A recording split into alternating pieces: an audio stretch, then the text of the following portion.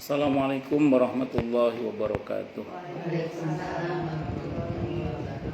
Bismillahirrahmanirrahim. Alhamdulillahirabbil alamin. Wa bihi nasta'inu ala umurid dunya waddin. Wassalatu wassalamu ala asyrafil anbiya'i wal mursalin. Sayyidina wa habibina wa syafi'ina wa qurrati a'yunina wa maulana Muhammadin wa ala alihi wa ashabihi wa dzurriyyatihi ajma'in, amma ba'du. Asyhadu an la ilaha illallah wa asyhadu anna Muhammadar Rasulullah wa ufawwidhu amri ilallah innallaha basirun bil ibad. Hasbiyallahu la ilaha illa huwa alaihi tawakkaltu wa huwa rabbul arsyil azim. Qala Allah ta'ala fi kitabihil karim hikayatan an nabiyillahi Musa alaihi salam, Rabbi syrah li sadri wa yassir li amri wahlul 'uqdatam min lisani yafqahu qawli. Para asatidzah, para ibu-ibu sekalian, hafizani wa hafizakunallah, bil khusus sahibatul bait Ibu Alina dan Ibu Suryah, yang semoga beliau berdua beserta keluarga besarnya dan kita semua semoga selalu dalam naungan rahmat, barokah, perlindungan serta bimbingan Allah Subhanahu wa taala. Amin. Allahumma amin insyaallah. Dan tentu saya doakan semoga kemuliaan ibu-ibu sekalian selalu dijaga dan ditingkatkan terus oleh Allah Subhanahu wa taala sebagai seorang muslimah, sebagai seorang istri, sebagai seorang ibu, dunia hingga surga. Amin. Allahumma amin insyaallah. Allahumma inna nas'aluka ilman nafi'a wa rizqan thayyiba wa amalan mutaqabbala wa fatahallahu lana futuhal arifin. Allahumma inna na'udzubika min ilmin la yanfa' wa amalin la yurfa' qalbi la yakhsha wa du'a la yusma'. Allahumma ati anfusana taqwaha wa zakkiha anta khairu man zakkaha anta waliyuha wa maulaha. Amin. Allahumma amin insyaallah. Halaman berapa sekarang?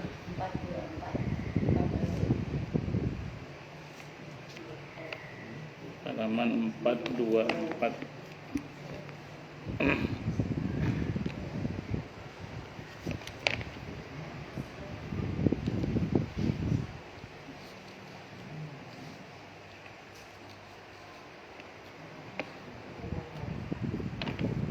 Mohon silakan. Keadaan manusia saat penghitungan. Di sini diterangkan bahwa saat dihitung menuju ke hadirat Allah Ta'ala, manusia dalam keadaan tanpa alas kaki, telanjang dan tidak meminta. Dan siapakah di antara mereka yang pertama-tama diberi pakaian, dan anggota tubuh manusia manakah yang pertama-tama berbicara? Muslim telah meriwayatkan dari Ibnu Abbas radhiyallahu anhuma, sabda pernah Rasulullah sallallahu alaihi wasallam, "Hai manusia, sesungguhnya kamu sekalian akan dihimpun menuju ke hadirat Allah dalam keadaan tidak beralas kaki, telanjang dan tidak berkhitan, seperti yang difirmankan Allah Ta'ala. Sebagaimana kami telah memulai penciptaan pertama, begitulah kami akan mengulangi. Itulah janji yang pasti kami tepati. Sesungguhnya kamilah yang akan melaksanakan. Al-Anbiya 104. Ketahuilah, sesungguhnya manusia yang pertama-tama diberi pakaian pada hari kiamat adalah Ibrahim alaihi wasallam. Dan sesungguhnya akan didatangkan beberapa orang dari umatku, lalu ditarik ke arah kiri, maka aku berkata, ya Tuhanku, itu para sahabatku. Allah Ta'ala menjawab, sesungguhnya kamu tidak tahu apa yang telah mereka perbuat sebelumnya. Oleh karena itu aku pun berkata seperti yang dikatakan hamba yang soleh, Isa alaihi salam, dan adalah aku menjadi saksi terhadap mereka.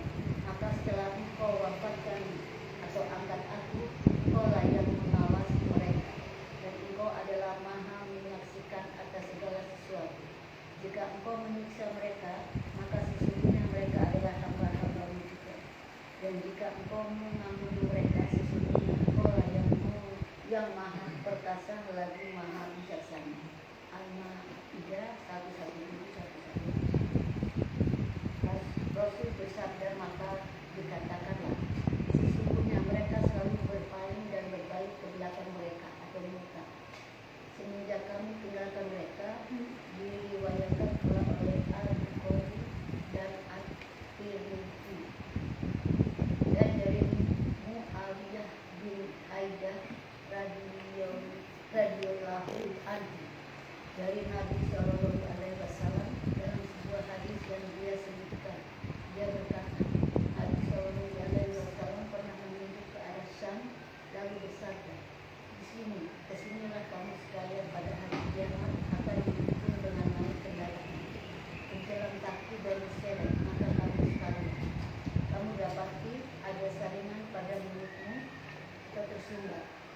kamu sekalian akan melengkapi tujuh kamu yang tertarik di sisi Allah, yang paling mulia di sisi Allah. Dan sesungguhnya yang pertama-tama berbicara tentang diri salah seorang dari kamu sekalian, ialah pahalanya sendiri. Ialah pahalanya sendiri. Dan riwayat lain yang disebutkan oleh Ibnu Abi Syaibah, sesungguhnya yang pertama-tama berbicara dari anggota tubuh manusia adalah paha dan telapak tangan. Baik. Bismillahirrahmanirrahim. Jadi nanti kita semua akan dibangkitkan oleh Allah seperti semula kita diciptakan, telanjang, tidak beralas kaki, belum dikhitan. Bahkan kalau di hadis yang lain lapar, dahaga. Itu kalau yang di pembahasan sebelumnya, kalau kita merujuk pada penjelasan Abdullah bin Mas'ud radhiyallahu an, siapa yang di dunia pernah memberi makan dan minum, maka nanti dia akan diberi makan dan minum sehingga dia tidak akan kelaparan dan tidak akan kehausan. Siapa yang di dunia pernah memberi pakaian, maka nanti di akhirat dia akan diberi pakaian sehingga dia tidak akan telanjang. Siapa yang di dunia pernah memberikan sendal atau sepatu, maka dia akan diberi sendal atau sepatu. Siapa yang di dunia pernah ngasih tumpangan kendaraan, maka nanti di akhirat dia akan diberi tumpangan, akan diberi kendaraan. Nah, itu semua itu penjelasan Abdullah bin Mas'ud radhiyallahu anhu. Ya, karena memang nanti amal-amal yang kita kerjakan itu akan kembali pada kita. Nah, sementara dalam Islam itu ada rumusnya itu gini: hal jazaul ihsan illal ihsan. Jadi tidak ada balasan kebaikan kecuali kebaikan yang serupa. Kalau di hadis kali 10, kali 10, kali 100, bahkan hingga tak berinjak. Jadi wajar kalau kita pernah ngasih makan, maka kita akan diberi makan. Kalau kita memberi minum, maka kita akan diberi minum. Kalau kita memberi pakaian, maka kita akan diberi pakaian. Kalau kita pernah ngasih tumpangan kendaraan, maka kita akan diberi kendaraan. Itu wajar. Kalau kita pernah ngasih sepatu atau sendal, kita akan beri sepatu atau sendal. Maka itu balasan yang setimpal. Itu namanya balasan kebaikan, adalah kebaikan yang serupa, masih kali 10. Kali 10, kali 100, kali 700, bahkan bisa hingga tak berinjak. Itu rumusnya. Makanya ya mumpung masih hidup, intinya gitu. Monggo kita ambil bagian di situ. Satu. Kemudian yang kedua, tadi dikatakan bahwa nanti itu ada orang-orang yang dihadirkan di hadapan Nabi kita Muhammad SAW, tapi sayangnya dia ditarik ke kiri. Berarti kelompok yang celaka ya. Jadi ada memang nanti kelompok yang celaka. Jadi washabus shimal, 5 ashabus shimal ya. Jadi ada ashabul yamin itu beruntung, ada ashabus shimal. Nah, Nabi sempat dalam hadis tadi dia berteriak lah kalau bahasa kita, ya Allah, itu umat saya, umatku, kenapa kok ditarik ke kiri? Sudah kamu nggak tahu sepeninggalmu apa yang mereka lakukan. Di hadis tadi Bukhari dan At-Tirmidzi, maksudnya mereka membelakangi Nabi kita Muhammad SAW dalam arti murtad ya, dalam arti apa? Murtad. Nah, jadi nanti itu gini ya, syafaat Nabi kita Muhammad SAW itu sebenarnya menjangkau bahkan pelaku dosa besar, tapi selama di hatinya tidak hilang kata la ilaha illallah. Nah, jadi selagi di hatinya masih ada la ilaha illallah, segelap apapun hatinya dengan beraneka kemaksiatan yang besar, itu dengan izin Allah syafaat Nabi menyentuh mereka. Nah, ini akan berbeda dengan orang-orang yang murtad, memang keluar dari Islam. Artinya bisa jadi la ilaha illallah ini dalam hati sudah tidak ada, karena mereka telah menuhankan selain Allah, atau bahkan tidak percaya kepada adanya Tuhan dan seterusnya. Makanya saya ulang sekali lagi, bersyukurlah pada Allah bagi siapapun yang di hatinya masih dibuat istiqomah la ilaha illallah itu. Makanya kita harus terus bermohon kepada Allah agar la ilaha illallah enggak lepas dari diri kita. Karena mungkin saya sering sampaikan di sini Bu ya, Islam itu tidak akan hilang dari muka bumi ini. Islam itu enggak akan hilang dari muka bumi ini. Karena kalau Islam bilang berarti kiamat, ya. Karena dalam hadis Sahih Muslim itu, ketika semua orang yang beriman mati karena menghirup angin dari utara atau dari surga itu masih ada satu orang Islam yang belum mati karena dia sedang mengembalakan kambingnya di Arafah. Maka Allah perintahkan seekor harimau. Ada yang mengatakan malaikat yang menyerupai harimau untuk menerkam orang itu sampai mati. Begitu dia mati, tidak tersisa lagi satupun orang yang beriman. Baru Allah laksanakan kiamat. Nah, artinya satu orang muslim dalam pandangan agama Islam, dalam pandangan Allah, itu lebih berharga daripada dunia dengan segala isinya. Buktinya ketika si muslim masih hidup, walaupun cuma satu orang, kiamat tidak kunjung dilaksanakan. Kiamat bereksekusi ketika muslim sudah tidak ada lagi di dunia. Maka saya ulang, Islam tidak mungkin hilang dari muka bumi ini. Tapi saya sering sampaikan, Islam bisa hilang dari negara kita, Islam bisa hilang dari keluarga kita, ya apa? Iya muslimnya, maksudnya keberadaan orang Islamnya, betul nggih? Ya betul, itu bisa hilang dari diri kita. Islamnya bisa hilang dari diri kita juga, Bu. Islam iman dan Islamnya itu maksud saya. Iya. Iya, nggih, betul. Kenapa, Bu?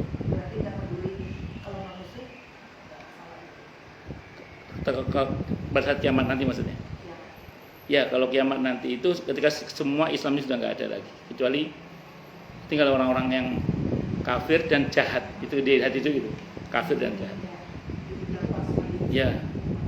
Ya nanti ketika sudah tidak ada lagi orang Islamnya, sudah habis kiamat dilaksanakan. Makanya selagi masih ada orang yang nyebut nama Allah, kiamat itu akan terus ditunda. Ini makanya majelis ilmu kayak gini ini memberikan sumbangsih dalam bentuk ditundanya kiamat, terus terangkatnya adab. Jadi adab itu nggak jadi turun itu gara-gara ada majelis-majelis ilmu kayak gini ini, insya Allah. Makanya ikan-ikan di lautan itu kenapa kok memintakan ampun untuk orang-orang yang mencari ilmu? Itu karena memang mereka berterima kasih dengan orang yang mencari ilmu. Karena dengan orang yang mencari ilmu agama terutama, itu rahmat turun, ampunan Allah turun. Makanya ikan-ikan dia senang. Itu seperti itu. Boleh lanjut ya. Jadi singkat kata singkat cerita, makanya kita ini yang paling saya contohkan kan di Spanyol, yang lebih tahu itu. Itu kan dulu Islam pernah berjaya 6 atau 7 abad. Ada yang mengatakan 8 abad karena pas ke Cordoba jatuh itu ada Granada yang masih bertahan sekitar 2 abad masih. Nah, jadi singkat kata singkat cerita, sekarang tinggal berapa Islam di sana itu? Tinggal sedikit sekali. Iya, ada yang mengatakan tinggal 3%. Nah, padahal dulu Islam berjaya di sana berabad-abad. Misalnya gitu ya. Terus kemudian saya pernah cerita juga Islam bisa hilang dari keluarga kita. Nauzubillahi min dzalik. Saya pernah isi kajian di sini di Duta Harapan. Duta Indah ya. Ya Duta Indah. Ini Duta Indah. Ini Geraha Indah. Oh ya Duta Indah. Oh, okay. Yang jadi makmur itu ya. Iya. Saya pernah isi kajian di sekolah Al-Marjan ya. Oh iya. Itu ada jamaah saya. Beliau sudah wafat sekarang. Itu saya pernah isi kajian di keluarganya. Datang menemui saya, dia bilang, Ustaz, ingat pas kajian di rumah saya kemarin. Ya kenapa, Bu? Keponakan saya murtad, Ustaz. Keponakannya murtad, Ustaz. Ya udah, Bu, kita doakan semoga diberi hidayah oleh Allah. Terus setelah beberapa waktu beliau datang lagi. Ustaz, keponakan saya murtad. Yang kemarin, Bu. Sekarang yang berjilbab. Naksir sama cowok dari Manado. Terus ya itu murtad. Ya Allah, ya kita doakan semoga dapat hidayah, amin. Nah, terus setelah berapa waktu datang lagi ibu itu lagi, setelah berapa waktu? Ya maksudnya setelah beberapa bulan kajiannya, gak langsung seketika, pas berapa bulan datang lagi. Ustaz, ada apa?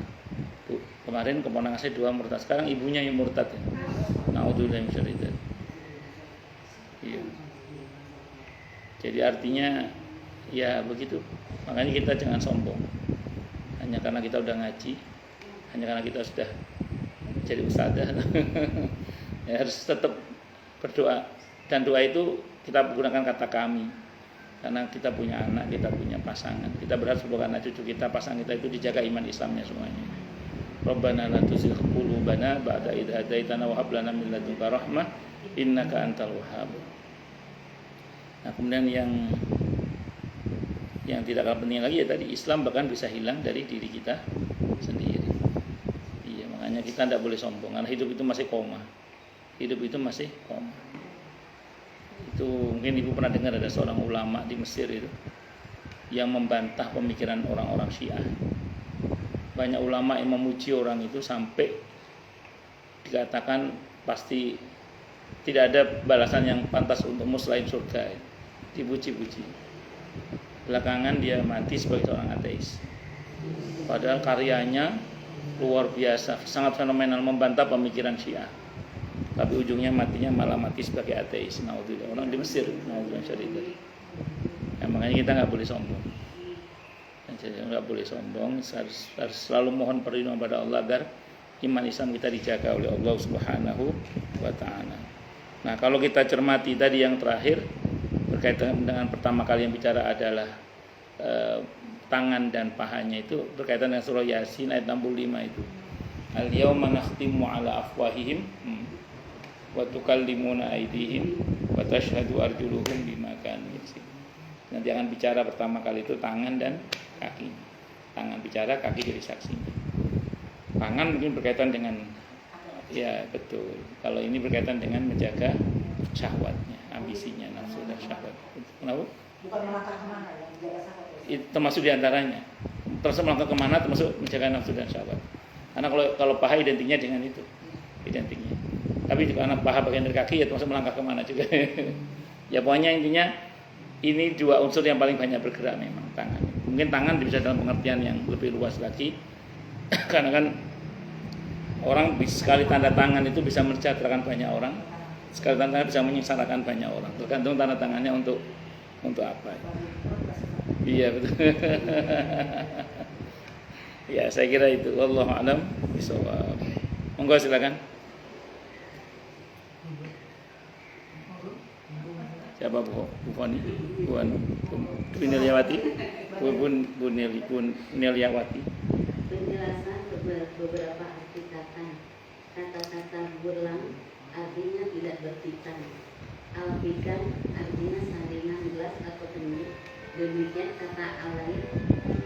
Abu Ubaidah menjelaskan bahwa maksudnya mereka saat itu tidak bisa berbicara sehingga paha mereka yang berbicara. Hal itu diumpamakan seperti saringan yang diletakkan pada mulut kendi. Adapun sabda Rasul, orang yang pertama-tama diberi pakaian adalah Ibrahim, merupakan keutamaan dari keistimewaan yang besar bagi Nabi Ibrahim alaihissalam, sebagaimana Nabi Musa alaihissalam mendapat keistimewaan didapati oleh Nabi Muhammad SAW. Sedang bergaitan pada kaki as. Padahal Nabi Muhammad sendiri adalah orang yang pertama-tama bangkit dari sela-sela rekahan bumi. Tetapi ini bukan berarti dia secara mutlak lebih utama dari Nabi Muhammad. Bahkan Nabi Muhammad adalah sebaik-baik orang yang datang pada hari kiamat, dan lebih lanjut tentang hal ini akan dibahas dalam syafaat dan makam yang terpuji. Insyaallah Ta'ala. Guru kami Asy-Syaikh Abu Al-Abbas Ahmad bin Umar dalam kitabnya Al-Muqtim berkata, boleh jadi yang dimaksud manusia pada hadis itu adalah selain Nabi Muhammad. Dengan demikian beliau tidak termasuk dalam pembicaraan ini. Allahu a'lam.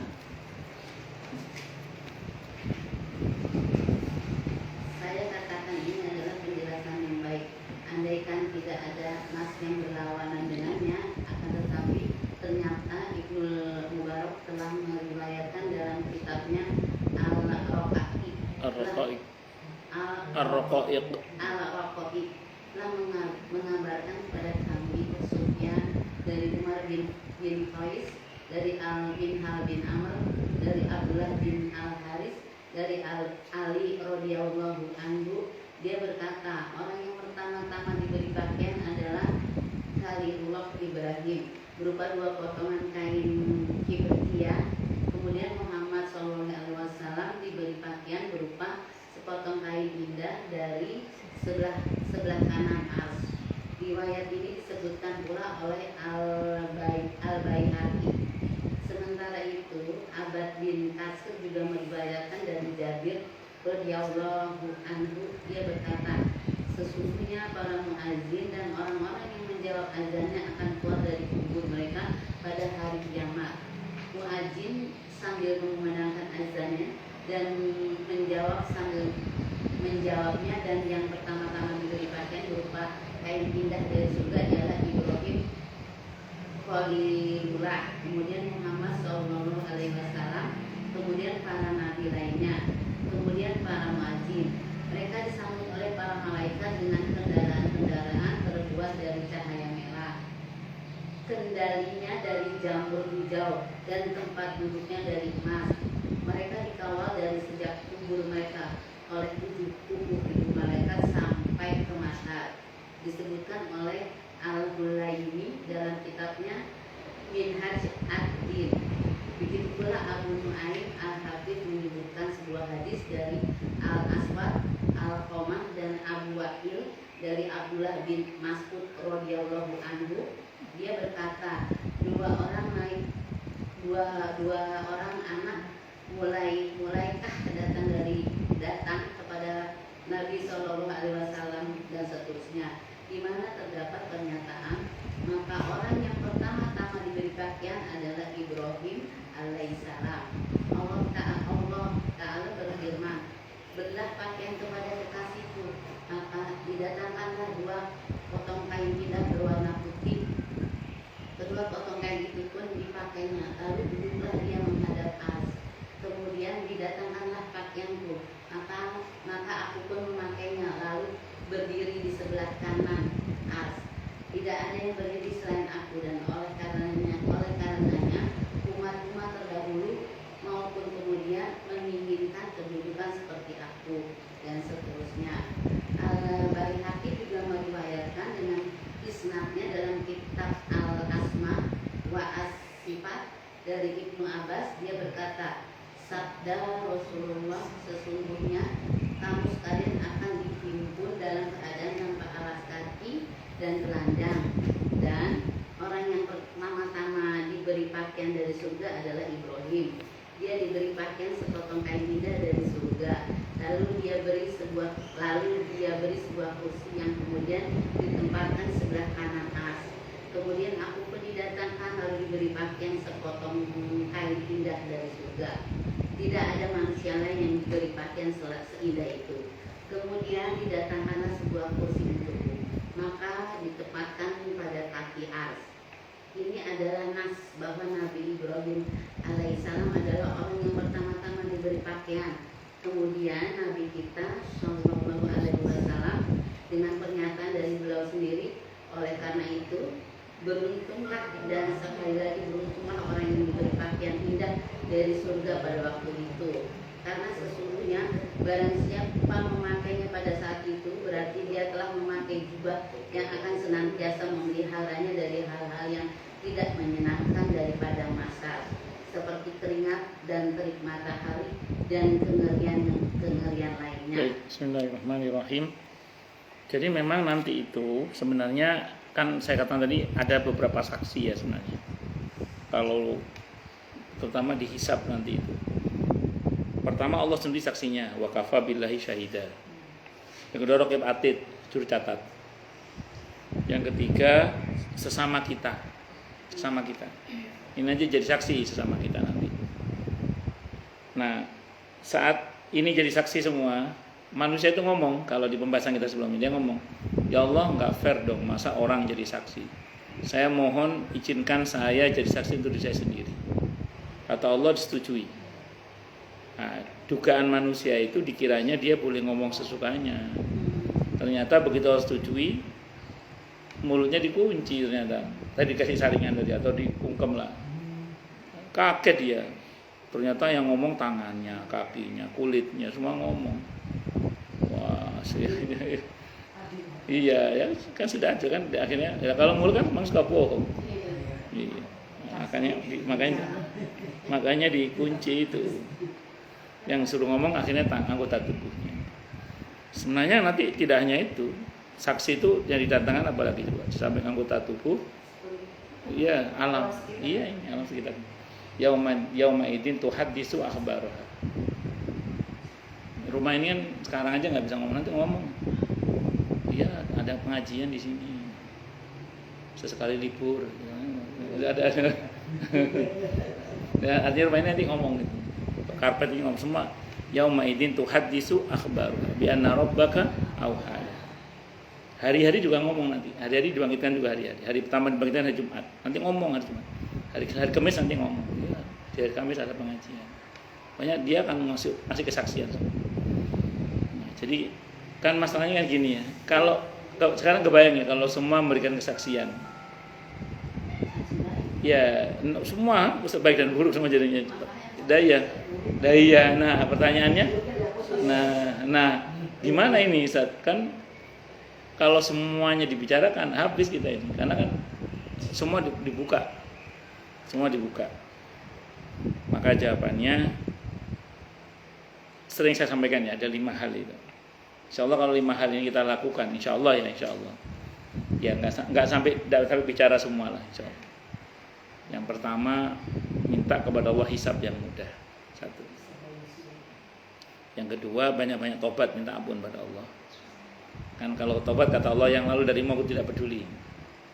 Kalau di Al-Furqan ayat 70 Allah akan ganti dengan kebaikan-kebaikan. Terus yang ketiga, banyak-banyak memaafkan sesama. Kalau kita banyak memaafkan, kita akan diampuni oleh Allah. Surah An-Nur ayat 22. Ya, yang keempat, tutup aib saudara kita. Yang kelima, permudah urusan sesama. Kalau kita tutup aib saudara kita, aib kita akan ditutup oleh Allah. Aib itu dosa ya. Nah, kalau berkaitan dengan memudahkan, akan dipermudah urusan kita oleh Allah dunia akhirat. Sekarang gini, di mahkamah Allah itu, ini hadisnya Bukhari. Nanti ada orang-orang tertentu lah yang Allah dipanggil secara khusus dalam hadis itu. Yang saya baca ada 2 riwayat yang saya baca. Hadisnya Bukhari semua. Misal dipanggil Arlina dipanggil. Itu pribadi hanya Allah dan Bu Arlina saja. Dan tidak ada yang tahu kecuali Allah dan Bu Arlina saja. Ada tabir yang Allah tutupi untuk Bu Arlina sehingga orang tidak ada yang tahu. Obrolan itu hanya berdua antara Bu Arlina dengan Allah saja. Hadisnya Bukhari. Insya Allah ya. Nah, terus kata Allah, baca catatan amal. Bu Arlina itu baca catatan amal. Amalan yang pertama disuruh baca itu keburukan. Dalam hadis itu Bu Arlina itu ini kalau itu Bu Arlina ya. Semoga Bu Arlina aja tidak apa-apa. Itu Bu Arlina kemeringat. Udah berkeringat kalau bahasa kita. Kenapa? Keburukannya yang dibaca. Sampai-sampai orang itu berkata, aduh celaka saya. Di hadapan Allah baca catatan keburukan, aduh celaka saya. Sampai ngomong gitu dia dalam hadis itu. Tapi menarik, di catatan terakhir buku itu ada kata-kata gini. Itu bagian terakhir, semua dosa tersebut di atas, kalau bahasa kita ya, sudah aku ampuni, kata Allah. Maka Bu Arlina itu sewenang. Kata Allah, sudah sana keluar, temui lagi kaummu. Sehingga Bu Arlina datang menemui kaumnya, hanya membawa catatan kebaikan saja, tidak membawa catatan keburukan. Sampai kaumnya terpukau. Apa yang terjadi pada kamu kok? Kamu tidak punya keburukan sama sekali, hanya kebaikan saja. Kalau lihat masih hadis Bukhari juga, versi riwayat yang lain, sama dipanggil. Rini Alyawati dipanggil. Lihat ini, kalau yang ini sama ditutup juga pakai tabir dan tidak ada yang tahu kecuali Allah dan Bu Rini Alyawati aja. Kalau ini Allah nanya langsung, ngaku nggak ya? Ngaku nggak ya? Dia langsung tanya, ngaku nggak? Wah, gimana mau nggak ngaku, nanya Allah ya? Maka Bu Nelly itu wes kemeringat gak karu-karuan, sampai berkata dia, waduh celaka kalau ini jalan. Iya, aduh, kayaknya nggak selamat ini. Udah deg-degan aja udah, karena yang nanya Allah ya, dan Allah maha tahu kan, tidak mungkin bohong juga. Kata Allah gini, dihapus kalau bahasa kita. Lihat, aku hapus sekarang ya. Seneng nggak? Bukan seneng, sewenang. Maka Bu Rini Alyawati itu keluar hanya membawa catatan kebaikan saja. Nah, itu kalau kita tobat, banyak memaafkan sesama, ya, tutup aib, terus mempermudah urusan sesama, apa? Urusan sesama, dan mohon sama Allah hisab yang mudah, syukur-syukur bebas hisab, itu seperti itu. Cuman kalau bebas hisab itu ada kuotanya, terbatas kuotanya. Iya, ada kuotanya. Kalau masuk surga tanpa hisab ada kuotanya. Kalau yang hisab yang mudah, insya Allah selamat juga, itu nggak ada kuotanya, nggak dibatasi. Lanjut. Nah, terus kemudian tadi diriwayatkan pula berkenaan dengan Nabi Ibrahim dan Nabi Musa ya. Kalau Nabi Ibrahim diberi pakaian terlebih dahulu, Nabi Musa berkelayutan di kaki arsy dan seterusnya. Saya mau ceritakan lagi, kata Imam Al-Qurtubi, ini tidak serta-merta dipahami bahwa Nabi Ibrahim itu lebih mulia daripada Nabi Muhammad SAW. Tidak serta-merta dipahami bahwa Nabi Musa lebih mulia daripada Nabi kita Muhammad SAW. Kenapa Imam Al-Qurtubi mengatakan seperti ini? Karena ada memang sebagian ulama bahkan merujuk pada riwayat-riwayat ini mengatakan bahwa Nabi Musa itu lebih mulia daripada Nabi kita Muhammad SAW. Ada yang mengatakan Nabi Ibrahim lebih mulia daripada Nabi kita Muhammad SAW. Jadi memang ada yang mengatakan itu. Imam Al-Qurtubi membantah. Tidak, bahwa kemudian pada beberapa hal ada beberapa nabi yang didahulukan, tapi itu tidak mencitrai kemuliaan Nabi kita Muhammad SAW, sehingga tetaplah beliau sebagai Sayyidul Anbiya wal Mursalin. Sambil contoh gini misalnya. Ini contoh misalnya. Ada orang yang diberi banyak keutamaan, tapi malah datangnya belakangan. Contoh, acara kenegaraan. Itu yang datang pertama kali presiden apa tamunya? Protokolernya. Iya. Tamu-tamu undangan datang dulu. Presiden datangnya udah belakangan, duduknya paling depan lagi. Atau terus ujar jajaran depan. Ya enggak, ini saya cuma cerita aja pokoknya. Nah, tapi singkat kata singkat cerita, maksudnya gini maksud saya itu. Jadi bukan berarti kalau yang lebih dulu itu lebih mulia gitu loh. Iya, maka ya kira-kira sama dengan ini. Bahwa ada beberapa momen di mana Nabi Ibrahim didahulukan. Ada beberapa momen di mana Nabi Musa didahulukan, tapi tidak mencitrai kemuliaan Nabi kita Muhammad sebagai Sayyidul Anbiya wal Mursalin.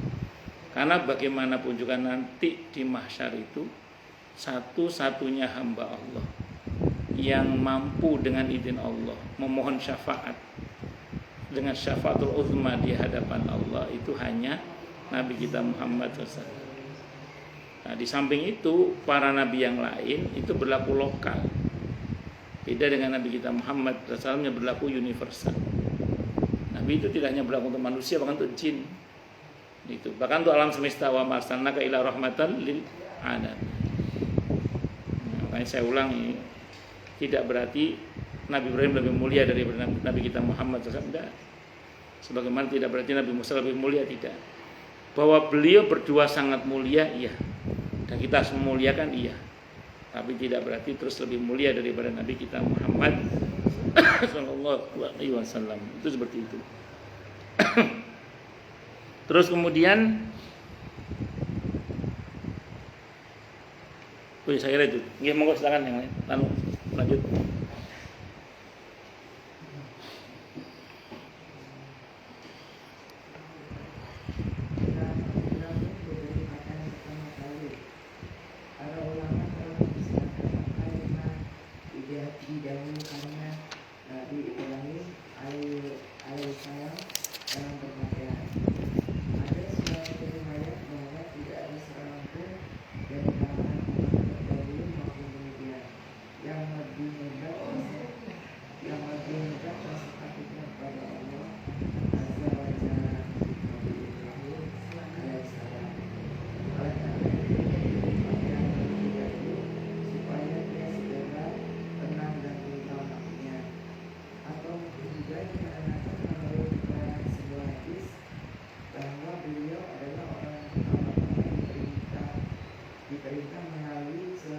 Memakai celana. Diperintah memakai celana jika hendak sholat agar lebih rapat menutup aurat. Menutupi aurat dan menjaga jangan sampai kemaluannya menutup tempat sholat. Dan beliau pun melaksanakan perintah itu. Oleh karena itu di hari beliau diberi balasan dengan hal yang sama, yaitu dijadikan sebagai orang yang pertama-tama menutupi auratnya. Atau mungkin juga orang-orang yang mungkin melemparkan beliau ke dalam kobaran api, telah menelanjangi beliau di depan orang banyak, seperti yang diperlakukan terhadap orang yang hendak dihukum mati. Tentu saja apa yang telah dilakukan beliau itu adalah dikarenakan membela agama Allah. Beliau menghadapinya dengan sabar, karena semata-mata mengharapkan pahala Allah dan bertawakal kepadanya. Maka kali ini Allah Ta'ala mencegah dari keburukan api akhirat seperti yang telah dia lakukan terhadapnya semasa hidupnya, yakni ditelanjanginya saat itu. Ini dibalas dengan diangkat sebagai orang yang pertama-tama dicegah dari ketelanjangan di hadapan sekalian makhluk Allah.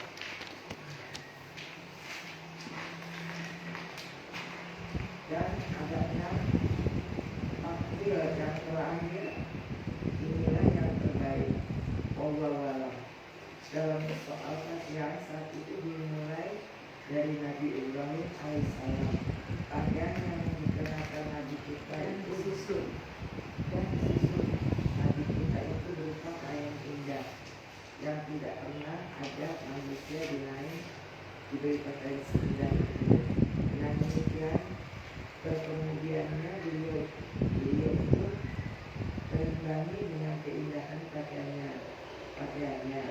Jadi seakan-akan beliau diberi pakaian bersamaan dengan kakeknya Nabi Ibrahim alaihissalam. Demikian kata Al-Ghulaini.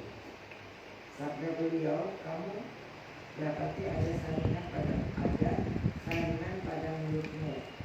Kata salinan adalah terjemahan dari al-fidam, yakni salingan gelas dan kendi.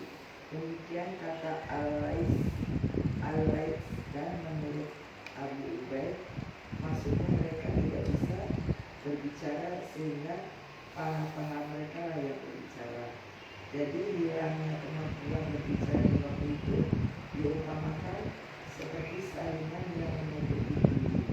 Sedang demikian sedang mengurus ya salingan yang menutupi mulut mereka, maksudnya ialah lidah mereka dibuat peluh. Dan takwil yang terakhir inilah agaknya yang lebih patut dipegang. Takwil itu sorful makna an lafzihi, jadi memalingkan arti dari teksnya. Itu takwil namanya. Ya, di dalam hadis dan Al-Quran sendiri itu seringkali pilihan katanya itu tidak bisa diterjemahkan sebagaimana teksnya, karena nanti bisa tidak sesuai dengan maksud yang punya syariat. Makanya perlu ditakwil tadi itu. Nah, sambil contoh gini misalnya, kalau di kita itu ada istilah unjuk gigi. Unjuk gigi itu apa artinya? Unjuk kebolehan kan? Unjuk kebolehan. Jadi kalau terjemahkan apa adanya, unjuk gigi itu merongos nanti. Iya, paham maksudnya ya. Membusungkan dada. Membusungkan dada itu apa maknanya itu? Iya, jadi jangan terjemahkan terus membusungkan dada itu artinya dia ya itulah sombong itu. Nah, atau apalah yang lain-lain. Memang kadang teks-teks dalam Quran dan hadis itu memang ada pesan yang tersurat, tapi juga ada pesan yang tersirat. Nah, kadang yang tersirat ini yang harus kita gali lebih dalam. Itu namanya tadabbur. Kalau kita tidak cukup perangkat ilmu tafsir, namanya tadabbur. Tadabbur itu merenungi, menghayati kandungan dari sebuah ayat untuk diambil pelajarannya. Itu kalau kata para ulama boleh saja asalkan niatnya asalkan berujung pada peningkatan iman. Jadi dari satu ayat dan satu hadis kita bisa melakukan pendalaman sedalam-dalamnya asal satu untuk meningkatkan iman. Tapi kalau tafsir tidak boleh sembarangan. Kalau tafsir harus ada perangkat ilmunya yang cukup. Kalau kita tidak punya perangkat ilmu yang cukup, kalau membahas tafsir gak ada pilihan, harus merujuk kepada ahlinya, ahli tafsir. Tapi kalau tadabbur boleh. Makanya saya sering kalau dalam kajian Al-Quran yang saya ampu itu, kalau memang kajian tafsir saya pegang tafsirnya, misalnya Ibnu Katsir atau Jalalain atau apapun. Tapi kalau misalnya sedang tidak pegang kitab tafsirnya, maka saya niati mentadabburi Al-Quran. Jadi bukan menafsirkan Al-Quran, tapi mentadabburi Al-Quran. Jadi kalau tafsir itu mempelajari Al-Quran, kalau tadabbur itu belajar dari Al-Quran, kira-kira gitu. Jadi kalau mempelajari Al-Qurannya, maksudnya kandungan isi dan itu tafsir. Kita harus punya perangkat ilmu yang cukup. Kalau nggak punya perangkat ilmu harus merujuk, harus itu. Tapi kalau tadabbur, mungkin kita tidak punya perangkat ilmu tafsir, tapi kita punya kemampuan merenungi makna dari sebuah ayat, dan itu boleh, silakan. Itu namanya tadabbur. Tapi harus satu intinya, meningkatkan iman. Kalau perenungannya kok malah melemahkan iman, berarti nggak sesuai dengan maksud. Makanya, dan ini menariknya lagi ya, kemampuan orang dalam mengambil pelajaran dari Al-Quran. Jadi bukan mempelajari, mengambil pelajaran dari Al-Quran itu berbeda-beda. Ya, jadi misalnya ada seorang yang pakar di bidang sains, terus dia membaca surah Yasin, dia langsung menemukan teori nuklir misalnya gitu. Seperti Dr. Jafnan yang di UGM itu misalnya. Saya punya jamaah, beliau seorang pengusaha, itu kalau ngomong ayat tertentu itu nyandaknya ke masalah ekonomi. Yang saya nggak nyandak, beliau nyandak. Kenapa? Karena memang beliau punya basis itu. Jadi perenungannya sampai ke sana. Ada yang memang ahli di bidang biologi, misalnya. Ada yang mungkin ahli di bidang apa? Hati, rasa dan seterusnya, macam-macam. Kalau berhubungan dengan rasa itu pasti jadinya puisi, kayak Bu Ardina itu. Nah, jadi itu. Nah, jadi singkat cerita, monggo kalau kata para ulama, yang saya pernah tahu sih itu kata Said Qutb dalam kitab Dilalil Quran itu, beliau mengatakan kalau untuk tadabbur bebas saja. Yang penting satu, meningkatkan iman. Jadi kalau kalau tafsir itu kita membedah atau memahami Al-Quran, mempelajari Al-Quran, ya, atau kalau tadabbur itu kita belajar dari Al-Quran. Nah, itu lebih pada perenungan. Sebenarnya yang diulang-ulang dalam Al-Quran itu bukan tafsir ya. Afala yufassirun Al-Quran, enggak. Yang ada adalah afala yatadabbarun Al-Quran. Iya, sebenarnya yang Allah minta dari kita itu bukan afala yufassirun Al-Quran. Ibu tahu kenapa? Karena tidak semua orang punya kemampuan menafsirkan. Itu hanya orang-orang tertentu. Makanya kita tidak boleh gegabah dalam menafsirkan Al-Quran. Tapi kalau kita bicara tadabbur, semua bisa, asal mau. Makanya Quran mengatakan, yang diulang-ulang dalam Al-Quran adalah afala yatadabbarunal Quran. Tidakkah mereka mentadabburi Al-Quran? Tidakkah mereka itu mengambil pelajaran dari Al-Quran? Nah, bisa dipahami ya. Nah, ya kesimpulannya sama dengan saya sampaikan tadi lah. Intinya ini sama, berkaitan dengan saksi tadi itu, gimana anggota itu akan berbicara, bla bla bla. Tadi berkaitan dengan ini itu tadi saya kira sudah saya bahas semuanya, dan saya kira cukup insyaallah. Oke, monggo silakan yang mau tanya. Tanya, protes, marah boleh silakan. Masalah atau masalah yang lain pun, kalau ada. Ya monggo, Bu Mustari. Di dalam sholat itu kan yang paling kan sholat yang tepat waktu. Oke, terus. Apabila kalau sholat isya itu kan lebih bagus tiga malam ya. Kata siapa?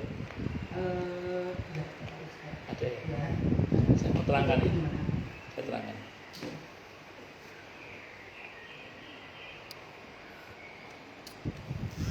Untuk sholat isya itu sependek yang saya baca 6 Nabi lebih sering mengerjakan di awal waktu. Pernah Nabi mengerjakan di pertengahan waktu, tengah malam lebih tepatnya, sebelum tengah malam. Pernah. Sempat ada statement Nabi memang, andaikan tidak memberatkan bagi umatku, aku lebih suka kalau salat Isya itu kerjakan di pertengahan malam itu. Tapi Nabi tidak memilih itu, Nabi tetap mengerjakan di awal. Nah, jadi sebenarnya sholat Isya itu kalau merujuk pada prakteknya Nabi sampai beliau menghadap kepada Allah, ya di awal itu. Ada banyak hal yang Nabi itu kalau tidak takut memberatkan umatnya memang ada yang lebih baik, tapi nyatanya tidak gitu. Artinya Nabi tidak melakukan hal itu. Kenapa? Karena takut memberatkan. Termasuk Isya itu. Nah, jadi kalau ditanya mana yang lebih baik, ya memang sih kalau sebelum tengah malam itu waktu yang lebih baik untuk sholat Isya. Tapi catatannya gini, Nabi selalu mengerjakannya di awal malam. Ya, jadi kalau suruh pilih mending di awal waktu saja satu. Yang kedua, nah ini catatannya, Nabi mengerjakan sholat malam di tengah malam itu Nabi belum tidur. Karena Nabi itu tidak suka tidur sebelum sholat Isya. Nah, Nabi itu nggak tidur ditanya itu. Jadi kalau ibu sanggup, monggo sholatnya nanti jam 12 tapi jangan tidur. Berat nggih? Berat. Makanya kata Nabi kalau bukan karena takut beratan umatku, aku lebih suka memang Isya itu dikerjakan di sebelum tengah malam. Yang ketiga, Nabi itu tidak pernah sholat Isya lewat tengah malam. Berarti Nabi sholatnya bukan sepertiga malam akhir, tapi seperti separuh malam sebelum itu. Ya, jadi sebelum itu. Jadi kalau kita sekarang jam 11 lah, ya kira-kira, atau setengah 12. Ngoten. Wallahu a'lam bishawab. Oke. Oke, Bu. Ada sebagian orang yang pakai sholat tahajud terus nggak tidur sebelum Kalau nggak tidur dulu gitu, gimana Ustaz? Kalau nggak tidur dulu, namanya sholat malam biasa. Kalau tidur dulu, namanya tahajud. Karena tahajud itu maknanya bangun dari tidur. Jadi kalau belum tidur, sholat malam biasa. Sholat apa Ustaz? Bisa sholat sunnah mutlak, bisa sholat hajat, bisa sholat taubat, bisa sholat istikharah, apa saja. Nah, bebas. Ya. Monggo ada. Nggih. Hal-hal yang disukai Allah kan sholatnya waktu itu harus salah satu yang disukai Allah kan. Nggih, betul. Yang dua lagi. Betul. Ya betul Mas. Dan awal waktu itu dibagi 3 ya, kecuali maghrib. Malaikat Jibril pernah ngajari Nabi kita Muhammad SAW tentang awal waktu itu. Jadi semua waktu sholat itu dibagi 3 kecuali maghrib. Jadi misalnya zuhur ya, zuhur ini sekarang kan jam 3 kurang asarnya. Sebut saja misalnya biar gampang hitungnya, zuhurnya jam 12, terus asarnya jam 3, ini misalnya aja. Maka jam 12 sampai jam 1 itu masih awal waktu. Iya, jam 1 sampai jam 2 atau setengah 3 itu masih pertengahan. Tapi kalau setengah 3 itu mefet. Nah, ini catatan pentingnya. Kalau dengan sengaja mengakhirkan waktu sholat tadi karena malas, kalau karena malas ya, itu kena fawailul lil musallin alladzina an sholatihim sahun. Ngerinya kena itu. Kalau karena malas. Tapi kalau karena ada uzur enggak. Kalau karena uzur enggak, Tapi kalau karena malas ya enggak apa-apa. Kalau karena malas takutnya kena ayat itu kalau karena malas. Nah, pokoknya semua yang karena malas takutnya kena ayat itu. Karena kan soalnya orang munafik itu juga sholat. Tapi wa idza qamu ila sholati qamu usala. Mereka malas. Sholat tidak malas mereka. Yaitu dari antaranya kebiasaan orang munafik itu sengaja menanti sampai akhir waktu. Begitu sholat kayak burung mematok makanannya, enggak tumaknina. Nah, kalau Isya tadi itu di samping pengecualian yang saya baca di fikih sunnah itu, saat itu Nabi lagi nunggu rombongan sahabat. Jadi Nabi mau sholat di awal waktu, Nabi sengaja nunggu rombongan yang datang. Rupanya datangnya menjelang tengah malam itu. Baru dilaksanakan sholat Isya biar lebih banyak jamaahnya. Itu saya kira Allah alam. Jadi bukan karena malas, bukan. Moga yang lain silakan kalau ada. Jelas semua atau tidak jelas semua? Cukup dulu nggih. Kita tutup dengan hamdalah. Alhamdulillahirabbil alamin. Semoga kajian kita bisa bermanfaat, mubarakah fid dini wa dunya wal akhirah untuk kita, keluarga kita dan seluruh umat Islam semuanya. Dan mudah-mudahan kita semua dijadikan oleh Allah sebagai orang-orang yang sukses dunia akhirat, selamat dunia akhirat, bahagia dunia akhirat, dan dipermudah setiap urusan kita oleh Allah fid dini wa dunya wal akhirah. Semoga Allah limpahkan hidayah selalu untuk kita. Semoga Allah tingkatkan selalu hidayah untuk kita. Dan semoga Allah berikan hidayah untuk siapapun yang melihat kita.